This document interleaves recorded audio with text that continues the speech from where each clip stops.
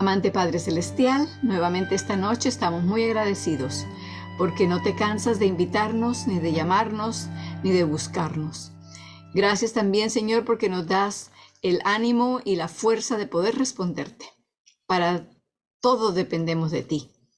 Te agradecemos porque siempre eres fiel y esta noche esperamos también que tu Espíritu Santo nos enseñe, nos muestre las verdades como deben ser, la verdad que nos va a llevar desde aquí hasta la patria celestial y verdades que son muy relevantes para nosotros a medida que el tiempo avanza.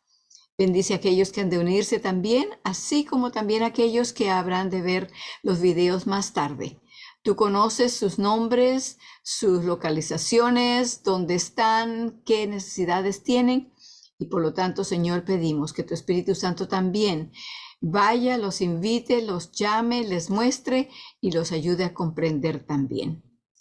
Gracias también porque por medio de la oración podemos mantenernos comunicados los unos con los otros y orar por aquellos que también están aprendiendo de muchas maneras. En el nombre bendito de Jesús. Amén. Los versículos de memoria, espero que ya se nos hagan más fáciles. Mateo 1:21, y llamarás su nombre Jesús, porque él salvará a su pueblo de sus pecados.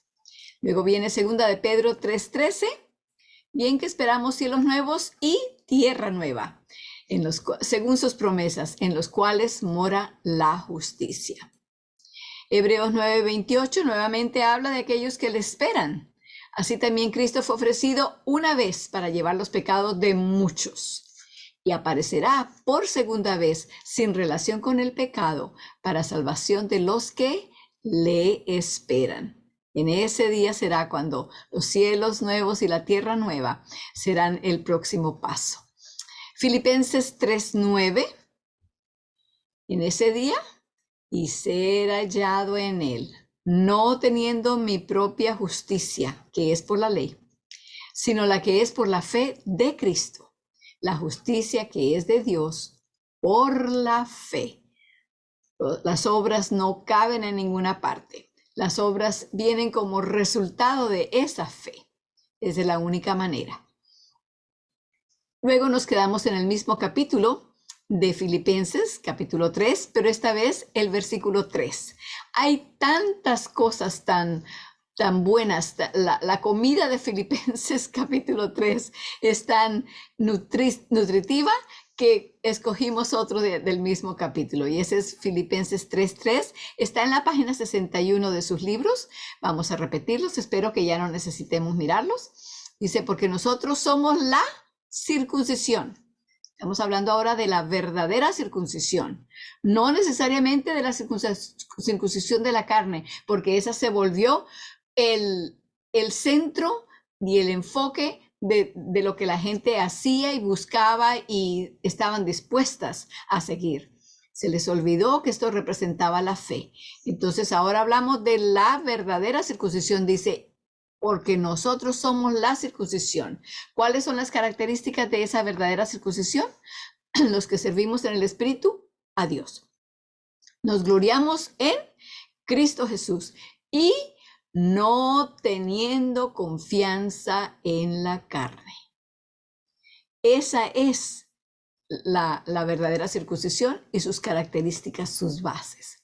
Repitámoslo una vez más, espero que ya se nos haga más fácil, porque nosotros somos la circuncisión.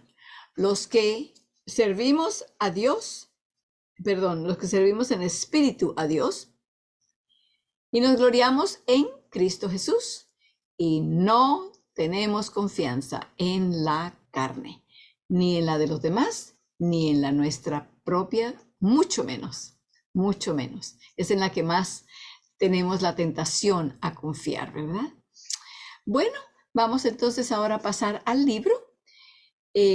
La vez pasada estábamos hablando, porque llenamos el espacio que había allí, leyendo y estudiando de la Biblia, capítulos 17, 18, 19 y 21 de Génesis, y ahora entonces ya habíamos llegado hasta el lugar donde Abraham había abogado por las ciudades de Sodoma y de Gomorra. Quería simplemente atar lo que vamos a hacer esta noche a eso, a recordar las cosas que hemos estudiado de esos capítulos, porque en el hecho de que donde Abraham iba, siempre erigía un altar, dejaba allí su testimonio, lo tenía mientras estaba y allí quedaba después de que él pasaba a otro lugar. En el caso de Lot, el sobrino de Abraham, fue a vivir en las llanuras, en las ciudades de la llanura, Sodoma y Gomorra. Sin embargo, nos encontramos, de acuerdo a lo que ya estudiamos y leímos de la Biblia, que la influencia de la cultura, de las costumbres de las ciudades de Sodoma y Gomorra, en vez de que hubiera sido Lot el que hubiera influenciado esas ciudades, el que hubiera podido cambiar la marea. Sin embargo, ocurrió de la otra manera, porque su propia familia, para que salieran las dos hijas que tenía en la casa, fueron las únicas. Los ángeles fueron a llamar a los yernos y a las hijas casadas. Ninguno quiso salir. Perdieron su familia allí. La esposa miró hacia atrás y se convirtió en un pilar de sal. Hay un versículo en el libro de Proverbios, Proverbios 11:10, que habla de la influencia de los cristianos en las comunidades donde viven.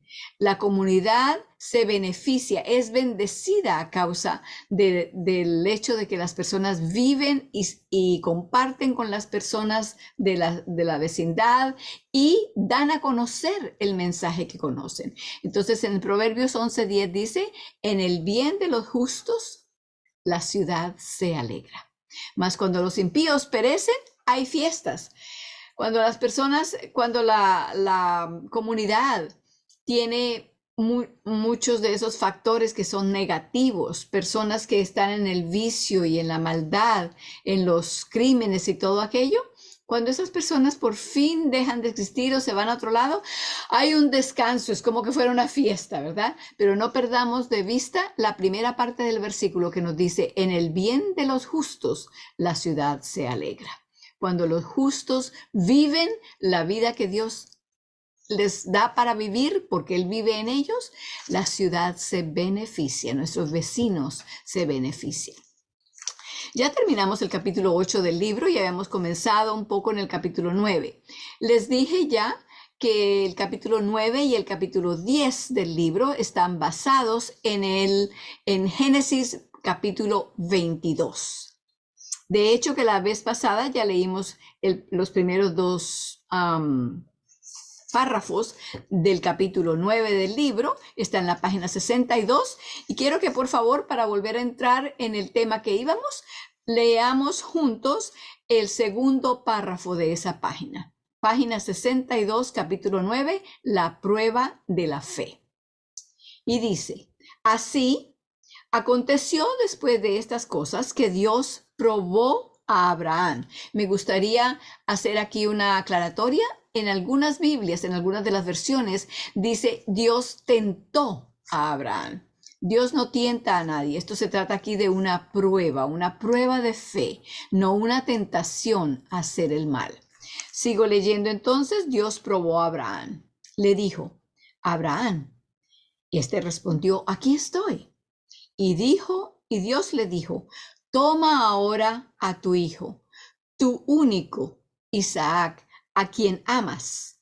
Vete a tierra de Moria y ofrécelo allí en holocausto sobre uno de los montes que yo te diré. Noten que la forma en que describe al hijo, le dice, toma ahora a tu hijo, tu único. Era el único que tenía validez para el hecho del pacto, ¿verdad? Estamos estudiando en cuanto al pacto eterno. El mismo título del libro nos lo dice, el pacto eterno. Entonces, este pacto eterno no podía ser por medio del hijo que ha venido a través de la decisión y de las acciones de la carne.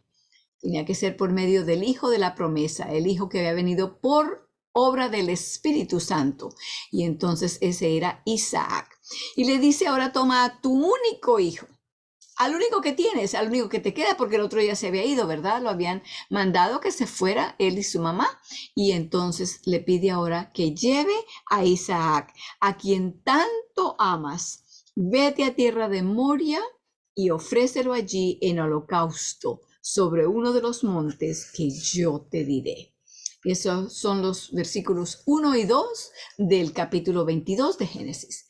Para aquellos que hicieron su tarea, como les pedí que hicieran, que leyeran el capítulo 22 de Génesis, 1, 2, 3 veces, cuantas veces pudieran, entre más lo hicieran, mejor íbamos a poder entender y más podríamos sacar de él.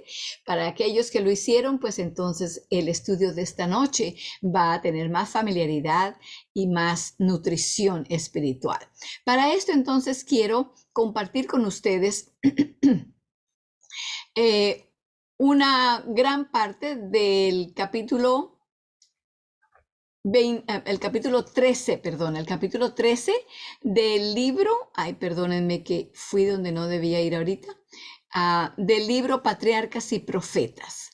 Se titula La prueba de la fe y va contando y va haciendo comentario en cuanto a esto, así que decidí que si lo pusiéramos en la pantalla, podríamos entonces leerlos todos juntos y así entonces iríamos pensando, hablando, oyendo, escuchando y estando enfocados en lo mismo. Capítulo 13, La prueba de la fe. Patriarcas y Profetas por Ellen G. White. Así como tenemos allí, podemos leer entonces juntos, pueden ir siguiendo mientras que yo leo. Dice, la orden fue expresada. No está desde el mismo principio porque ya leímos los primeros versículos de la Biblia. Así que dice, la orden fue expresada con palabras que debieron torturar angustiosamente el corazón de aquel padre. Toma ahora tu hijo, tu único, Isaac, a quien amas, y ofrécelo allí en holocausto. Esto es de Génesis 22:2. Isaac era la luz de su casa, el solaz de su vejez y sobre todo era el heredero de la bendición prometida. La pérdida de este hijo por un accidente o alguna enfermedad hubiera partido el corazón del amante padre, hubiera doblado de pesar su encanecida cabeza. Pero he aquí que se le ordenaba que con su propia mano derramara la sangre de ese hijo. Le parecía que se trataba de una espantosa imposibilidad. En cada párrafo ustedes van a ver allí las iniciales P, P y luego un número. Eso quiere decir, significa patriarcas y profetas. La página y el número que le sigue después del punto es el párrafo. Así que este primer párrafo aquí es de la página 144, párrafo 4 del libro. Seguimos leyendo entonces, no tenemos necesidad de seguir leyendo los números, los puse allí para que ustedes tuvieran una referencia. Satanás estaba listo para sugerirle que se engañaba, pues la ley divina mandaba, no matarás. Y Dios no habría de exigir lo que una vez había prohibido. Abraham salió de su tienda y miró hacia el sereno resplandor del firmamento despejado y recordó la promesa que se le había hecho casi 50 años antes, a saber que su simiente sería innumerable como las estrellas. Si se había de cumplir esta promesa por medio de Isaac, ¿cómo podía ser muerto? Abraham estuvo tentado a creer que se engañaba. Dominado por la duda y la angustia, se postró de enojos y oró como nunca lo había hecho antes, para pedir que se le confirmase si debía llevar a cabo o no este terrible deber. Recordó a los ángeles que se le enviaron para revelarle el propósito de Dios acerca de la destrucción de Sodoma. Recordamos cuando estudiamos esto, ¿cierto? Y que le prometieron este mismo hijo, Isaac. Fue al sitio donde varias veces se había encontrado con los mensajeros celestiales, esperando hallarlos allí otra vez y recibir más instrucción. pero ninguno de ellos vino en su ayuda. Parecía que las tinieblas le habían cercado, pero la orden de Dios resonaba en sus oídos.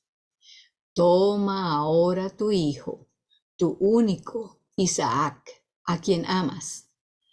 Aquel mandato debía ser obedecido y él no se atrevió a retardarse. La luz del día se aproximaba y debía ponerse en marcha. Abraham regresó a su tienda y fue al sitio donde Isaac dormía profundamente, el tranquilo sueño de la juventud y la inocencia. Durante unos instantes el padre miró el rostro amado de su hijo y se alejó temblando. Fue al lado de Sara, quien también dormía. ¿Debía despertarla para que abrazara a su hijo por última vez? ¿Debía comunicarle la exigencia de Dios? Anhelaba descargar su corazón, compartiendo con su esposa esta terrible responsabilidad, pero se vio cohibido por el temor de que ella le pusiera obstáculos. Isaac era la delicia y el orgullo de Sara. La vida de ella estaba ligada a él y el amor materno podría rehusar el sacrificio. Abraham por último llamó a su hijo y le comunicó que había recibido el mandato de ofrecer un sacrificio en una montaña distante. A menudo había acompañado Isaac a su padre para adorar en algunos de los distintos altares que señalaban su peregrinaje, de modo que este llamamiento no les sorprendió y pronto terminaron los preparativos para el viaje. Se alistó la leña, se la cargó sobre un asno y acompañados de 2 siervos principiaron el viaje. Padre e hijo caminaban el uno junto al otro en silencio. El patriarca, reflexionando en su pesado secreto, no tenía valor para hablar. Pensaba en la amante y orgullosa madre y en el día en que él habría de regresar solo a donde ella estaba. Sabía muy bien que al quitarle la vida a su hijo, el cuchillo heriría el corazón de ella. Aquel día, el más largo en la vida de Abraham, llegó lentamente a su fin. Mientras su hijo y los siervos dormían, él pasó la noche en oración, todavía con la esperanza de que algún mensajero celestial viniese a decirle que la prueba era ya suficiente, que el joven podía regresar sano y salvo a su madre. Pero su alma torturada no recibió alivio.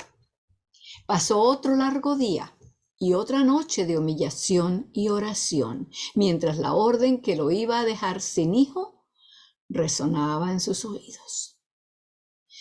Satanás estaba muy cerca de él, susurrándole dudas e incredulidad, pero Abraham rechazó sus sugerencias.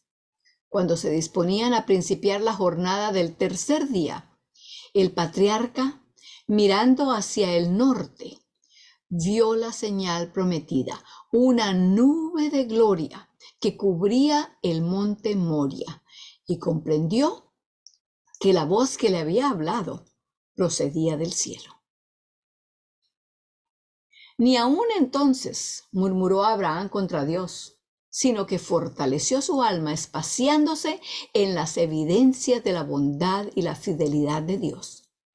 Se le había dado este hijo inesperadamente, y él, que le había dado este precioso regalo, ¿no tenía derecho a reclamar lo que era suyo? Entonces su fe le repitió la promesa: en Isaac te será llamada descendencia. Génesis 21:12. Una descendencia incontable, numerosa como la arena de las playas del mar. Isaac era el hijo de un milagro y no podía devolverle la vida, el poder que se la había dado. Mirando más allá de lo visible, Abraham comprendió la divina palabra, considerando que aún de entre los muertos podía Dios resucitarle.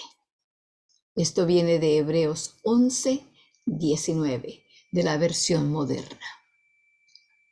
No obstante, nadie sino Dios pudo comprender la grandeza del sacrificio de aquel padre al acceder a que su hijo muriese.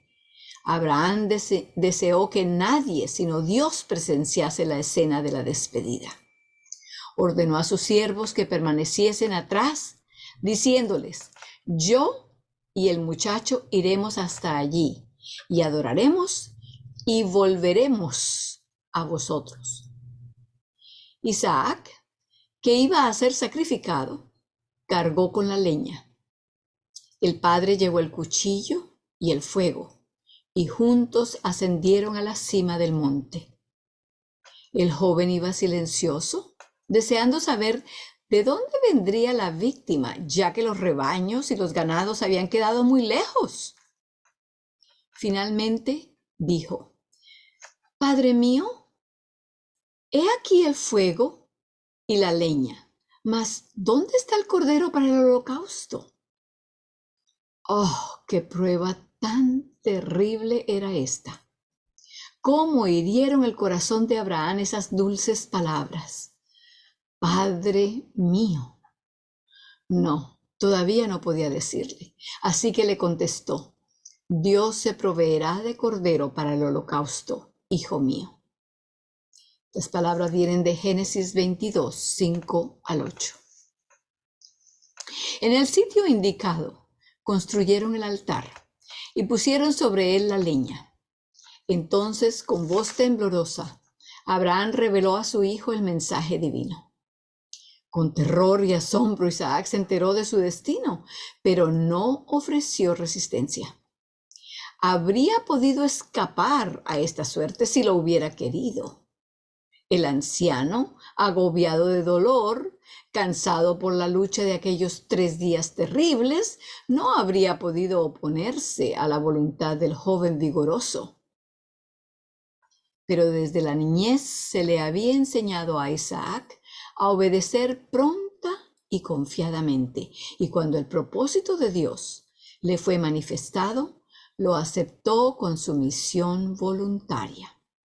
Participaba de la fe de Abraham y consideraba como un honor el ser llamado a dar su vida en holocausto a Dios.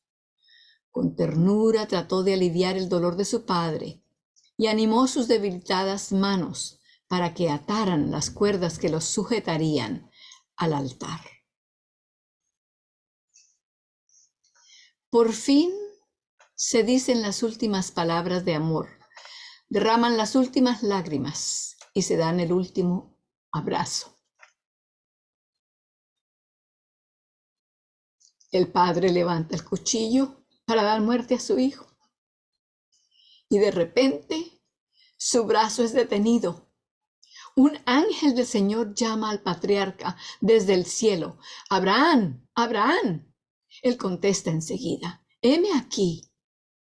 De nuevo se oye la voz: no extiendas tu mano sobre el muchacho, ni le hagas nada, que ya conozco que temes a Dios, pues que no me rehusaste tu hijo, tu único.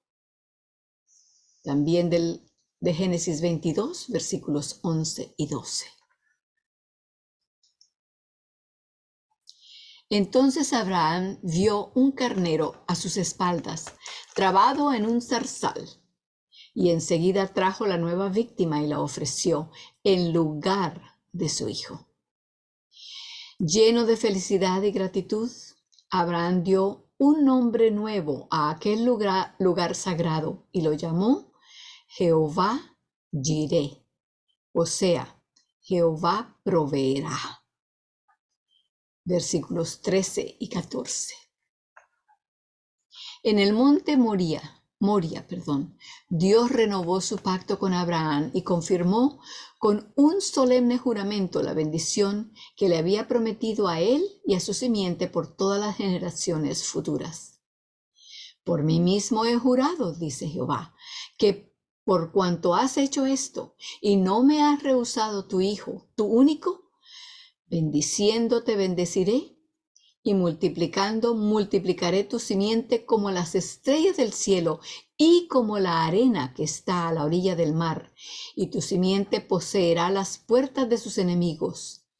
En tu simiente serán benditas todas las gentes de la tierra, por cuanto obedeciste a mi voz.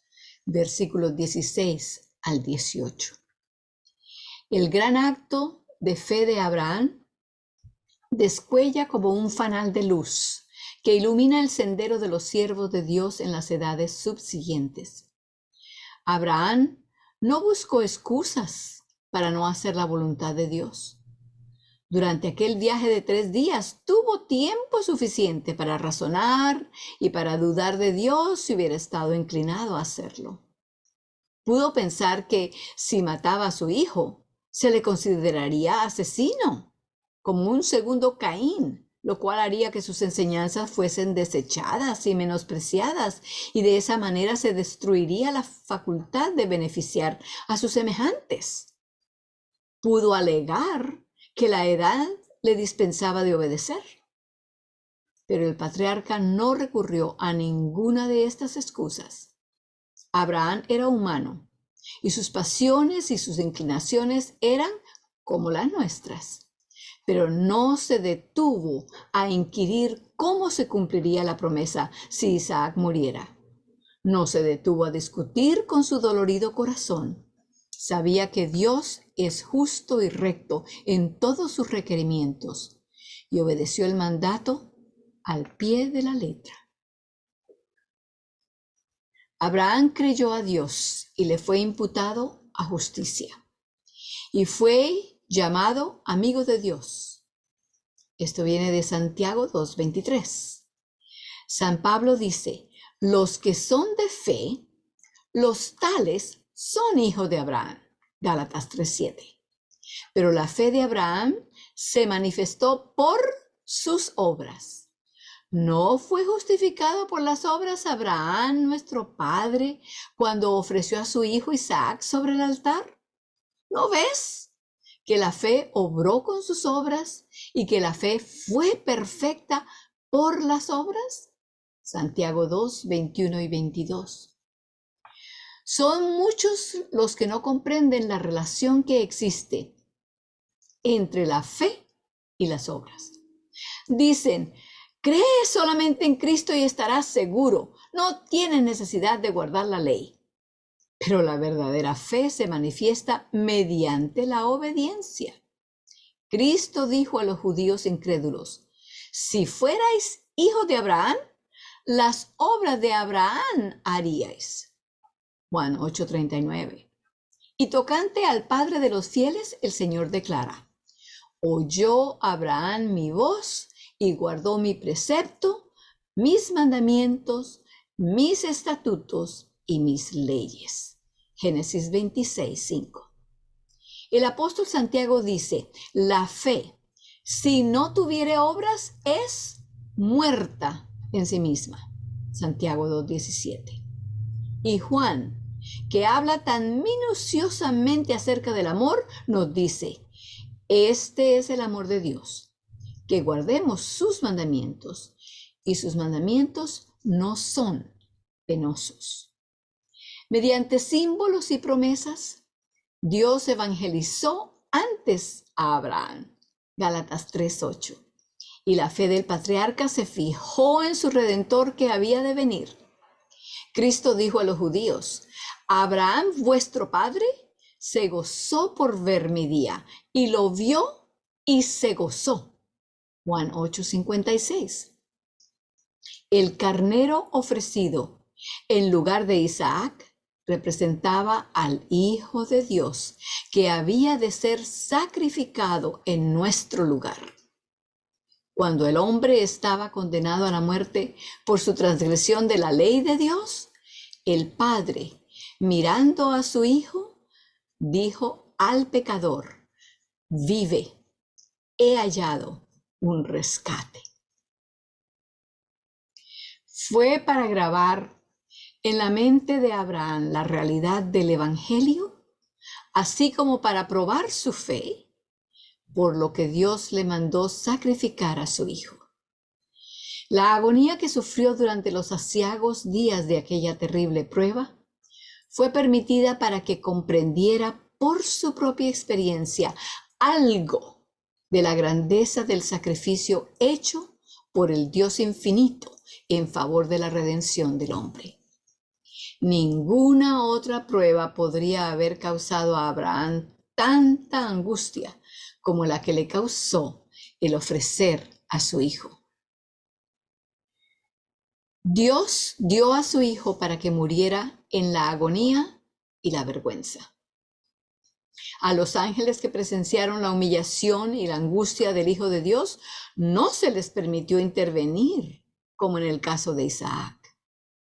No hubo voz que llamara basta. El Rey de la Gloria dio su vida para salvar a la raza caída. ¿Qué mayor prueba se puede dar del infinito amor y de la compasión de Dios? El que aún a su propio Hijo no perdonó, antes le entregó por todos nosotros. ¿Cómo no nos dará también con él todas las cosas? Romanos 8:32. El sacrificio exigido a Abraham no fue solo para su propio bien, ni tampoco exclusivamente para el beneficio de las futuras generaciones, sino también para instruir a los seres sin pecado del cielo y de otros mundos. Ese es un punto muy importante que debemos entender allí también. Sigo leyendo. El campo de batalla entre Cristo y Satanás, el terreno en el cual se desarrolla el plan de la redención, es el libro de texto del universo. Por haber demostrado a Abraham falta de fe en las promesas de Dios, Satanás le había acusado ante los ángeles y ante Dios de no ser digno de sus bendiciones. Dios deseaba probar la lealtad de su siervo ante todo el cielo, para demostrar que no se puede aceptar algo inferior a la obediencia perfecta y para revelar más plenamente el plan de la salvación. Los seres celestiales fueron testigos de la escena en que se probaron la fe de Abraham y la sumisión de Isaac. La prueba fue mucho más severa que la impuesta a Adán. La obediencia a la prohibición hecha a nuestros primeros padres no entrañaba ningún sufrimiento, pero la orden dada a Abraham exigía el más atroz sacrificio. Todo el cielo presenció, absorto y maravillado, la intachable obediencia de Abraham. Todo el cielo aplaudió su fidelidad. Se demostró que las acusaciones de Satanás eran falsas. Dios declaró a su siervo: ya conozco que temes a Dios, a pesar de las denuncias de Satanás, pues que no me rehusaste tu hijo, tu único. El pacto de Dios, confirmado a Abraham mediante un juramento ante los seres de los otros mundos, atestiguó que la obediencia será premiada. Había sido difícil, aún para los ángeles, comprender el misterio de la redención, entender que el soberano del cielo, el Hijo de Dios, debía morir por el hombre culpable. Cuando a Abraham se le mandó ofrecer a su hijo en sacrificio, se despertó el interés de todos los seres celestiales. Con intenso fervor observaron cada paso dado en cumplimiento de ese mandato. Cuando a la pregunta de Isaac, ¿dónde está el cordero para el holocausto?, Abraham contestó: ¿Dios se proveerá de cordero? Y cuando fue detenida la mano del padre en el momento mismo en que estaba por sacrificar a su hijo, y el carnero que Dios había provisto fue ofrecido en lugar de Isaac, entonces se derramó luz sobre el misterio de la redención. Y aún los ángeles comprendieron más claramente las medidas admirables que había tomado Dios para salvar al hombre. Véase Primera de Pedro 1:12. Abramos nuestras Biblias allí para leerlo. Primera de Pedro 1:12. Dice: a los cuales fue revelado que no para sí mismos, sino para nosotros, administraban las cosas que ahora os son anunciadas de los que han predicado el Evangelio, por el Espíritu Santo enviado del cielo, en las cuales cosas desean mirar los ángeles. Allí está, en la palabra de Dios se nos dice también que los ángeles no podían quitar su enfoque de lo que estaba sucediendo, porque ellos no entienden todo. Nosotros entendemos un poco más cuando estudiamos la palabra de Dios, etcétera, pero para ellos eso era completamente extraño. Y querían ver, tenían que ver cómo era, tenían que presenciar el amor de Dios por la raza humana en sacrificarse a sí mismo, dando a su Hijo para morir en nuestro lugar. Y si los ángeles desean ver, desean presenciar, desean saber estas cosas, entonces, ¿qué de nosotros? Con mayor razón, ¿verdad? Porque es por nosotros precisamente que Jesús vino a morir. Vayamos entonces ahora, en los minutos que nos quedan, de regreso al libro, El Pacto Eterno, y vamos a la página 62. Comenzaremos desde el último párrafo de esa página. Dice: a fin de comprender la magnitud de la prueba, hemos de tener una idea clara de lo que Isaac significaba, de lo que abarcaba la promesa que se le había hecho a Abraham y que se había de cumplir por medio de Isaac. Lo hemos estudiado ya, y aquí solo recordaremos el hecho. Dios había dicho a Abraham: serán benditas en ti todas las familias de la tierra, y en Isaac te será llamada simiente. Génesis 12:3 y 21:12. Como hemos visto ya, la bendición es la bendición del Evangelio, la bendición que viene mediante Cristo y su cruz. Pero todo ello, tal como Dios había dicho, había de cumplirse mediante Isaac, la simiente prometida, que consistía en Cristo y en todos los que son de él, había de venir a través de Isaac. Vemos pues que para los ojos humanos esa demanda de Dios parecía descartar, toda esperanza de que se pudiera cumplir la promesa. Pero la promesa era una promesa de salvación mediante Jesucristo, la simiente. La promesa había sido muy explícita: en Isaac te será llamada simiente. Y esa simiente era, ante todo, Cristo. Por lo tanto, Cristo, el Salvador de todos los hombres, solamente podía venir en la línea de Isaac. Ahora bien, Isaac era aún joven y no se había casado.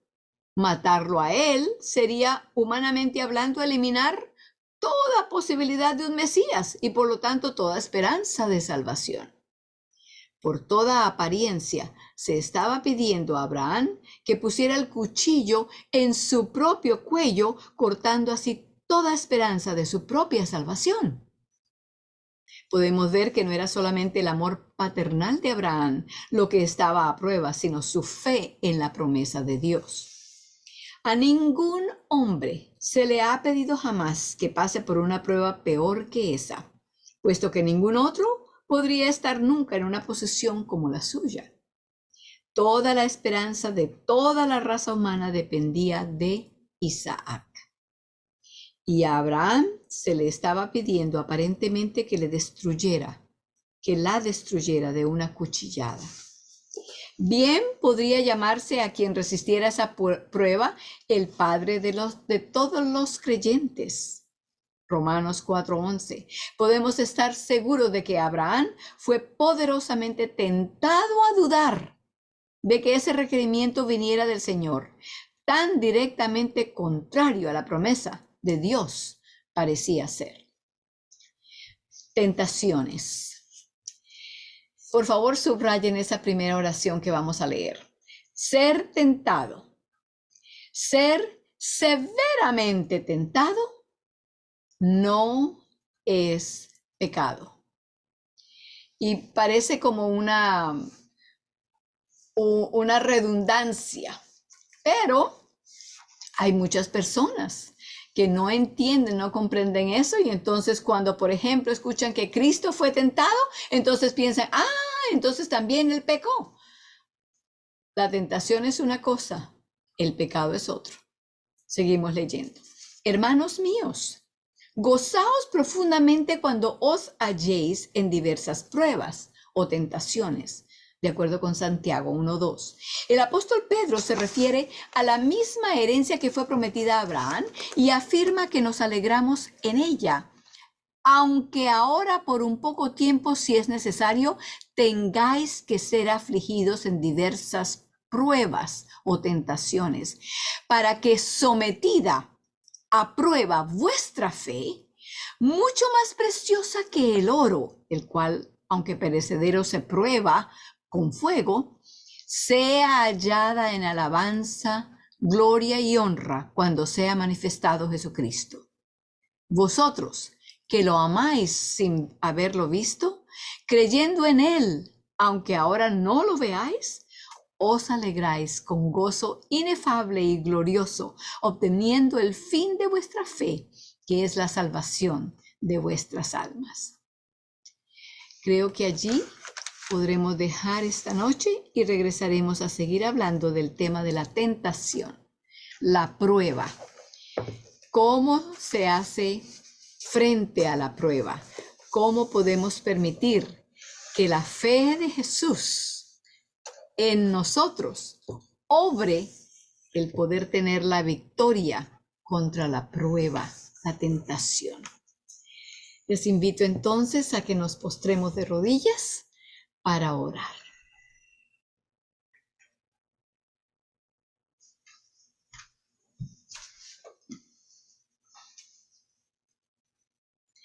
Amante Padre Celestial, después de haber leído otra vez la prueba tan grande que Abraham pasó, porque tú lo llevaste, lo guiaste durante todo el trayecto, no solamente el principio, no solamente el final, sino que paso a paso, aunque él no te escuchara, no te viera, no te sintiera, allí estabas tú con él.